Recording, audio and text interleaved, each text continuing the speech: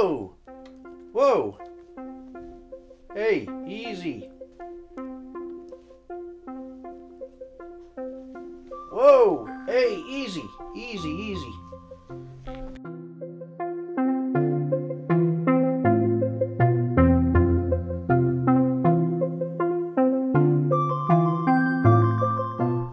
Hi everyone, it's Dave and Olive. Thanks for joining us here at Book Blather, where we talk about the books we've read recently to help spread the joy of reading. So, if you're a regular, you know we haven't really done the monthly wrap-ups the last few months. We've been doing things like a little bit differently. You know, some books maybe require a little, we'll do a book review, requires a little more explanation, or we'll kind of lump together books in a different way. And so that's what we're trying that for a while. And that's one of the ones we're doing today. Today we're doing our vintage science fiction wrap-up. We've read a few vintage science fiction books in the last couple months. We've been on a little bit of that kind of kick. So we've read some other things, but you know those we're doing everything a little differently. So today is the vintage science fiction wrap-up for the last couple months. So we've read a few books, vintage science fiction books. We have a lot laying around that we've just never read, and we figured we'd start pulling out some of these. So first one is a Robert Silverberg book, Invaders from Earth. It's a really old copy of this. So at this store, this book was okay. You know, it's kind of what you expect from some of these short science fiction novels. This book was about this guy Ted Kennedy, all right, and he's trying to work his way up really in this marketing agency. And we discover this on Ganymede, which is major moon of Jupiter. There's some sentient creatures that are discovered that live there, and they're very, very simple, very peaceful creatures. And there's also we discover some very valuable radioactive minerals on that world. So the objective is we want to do some mining there, but these sentient creatures are in the way. So Ted Kennedy and the agency that he works for basically embark on this marketing campaign. It has some pretty real world analogies to what's going on in today's world, but it's basically this marketing campaign embarks on this endeavor to cast the Ganymedians, I guess they're called, in a particular light in order to justify certain actions on that world. And basically that's what it's about. It's about this sort of, in a science fiction setting, sort of setting up this propaganda to it's about a narrative within a narrative, right? And it's about setting up this sort of narrative in order to justify other certain actions that might not otherwise be desirable by the general public. And so Ted Kennedy is, initially has a certain predisposition. He's trying to be successful and work his way up in the marketing campaign, in the marketing agency. And then, of course, he meets the Ganymedians, and and the story evolves from there. So that's all I'll say about it. But it was decent. This book, it wasn't anything fantastic. It was relatively simple story, but it was kind of neat. So I'm glad we read this one.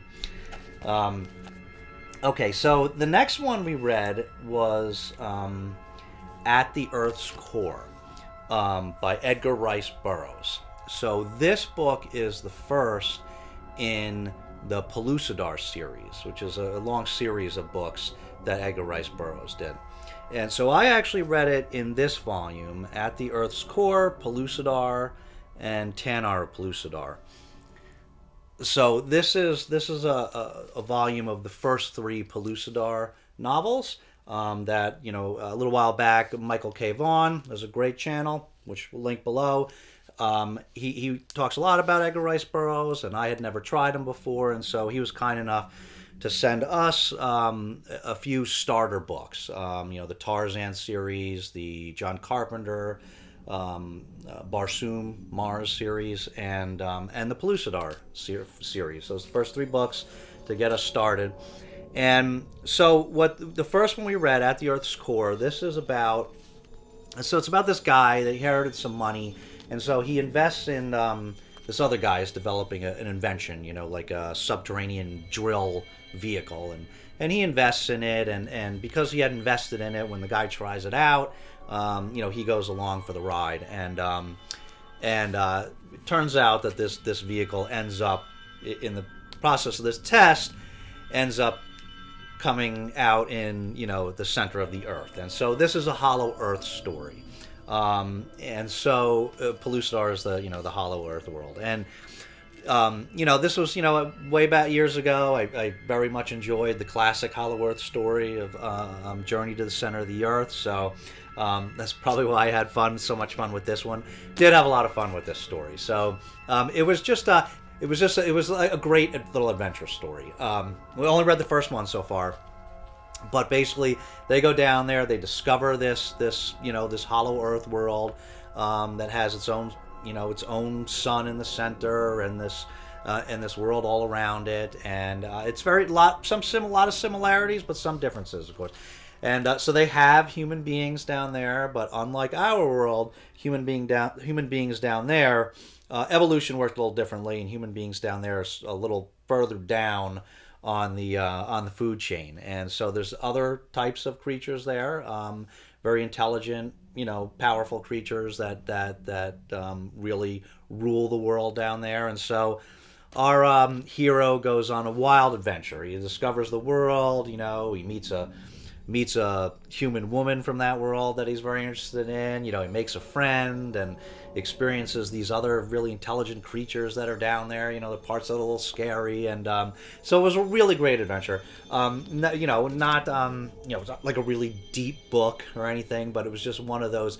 It's one of those that's a lot of fun to read. It was just a fun, fast-paced adventure story. So we really enjoyed it. We're going to keep going with the Pellucidar series. I think there's like 7.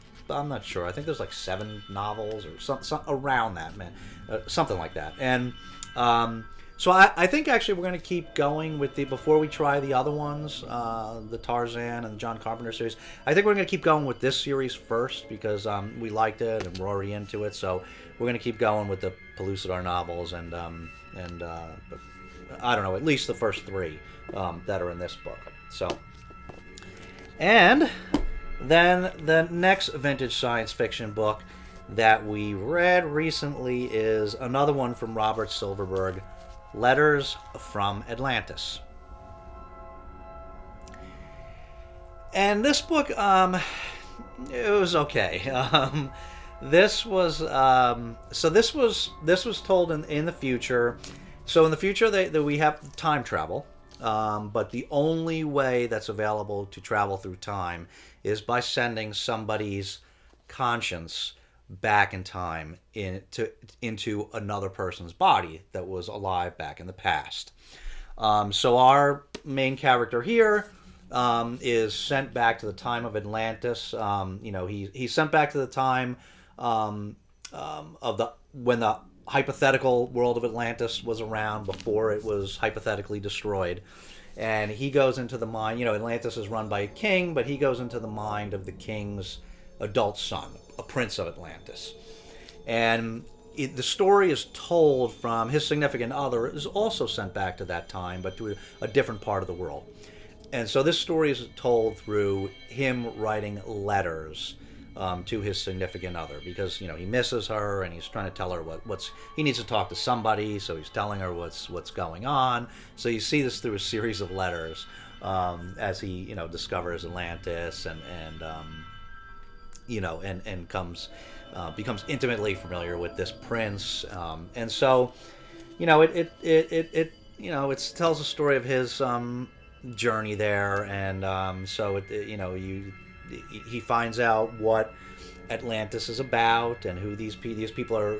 Like traditional stories of Atlantis, they're much more advanced than all the people in the lands around the continent of Atlantis. So it tells the story of who the Atlanteans were and how they feel about things, and that's really all I can say about it, because there wasn't a whole lot to it, but really it was a story about fatalism, and like I said, it wasn't that great. There wasn't that much to it. I wouldn't say not to read it because it was really short, but they're just it was all right. There wasn't really all that much to this. So those were the three vintage science fictions we read recently. I do want to mention that because two of them were Robert Silverberg, and we didn't really love either one of them. So I don't want to leave anybody with the impression that we don't like Robert Silverberg, because that was just these two books. Robert Silverberg has written many science fiction books over the year. Very, very popular, and there's a reason that he's well renowned. He's written a lot of acclaimed books. So the last Robert Silverberg book that we read before these two was this one. This was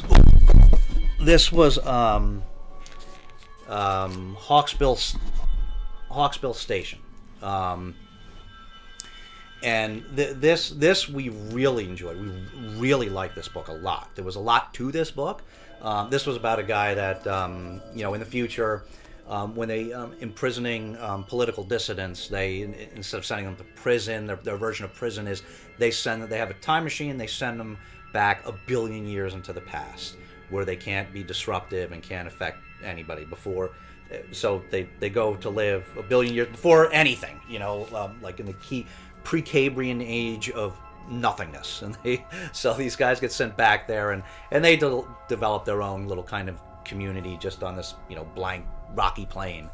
And the story is mostly told from the unofficial de facto leader of that group 1 billion years in the past, and it jumps back and forth between his younger years, where it's detailing, what was important, how he became a political dissident, and all his, all the different things he was doing at that time, and what was important to him then, and compared with much later now, when he's sort of leading this community of exiled dissidents, and what's his purpose at this point in his life.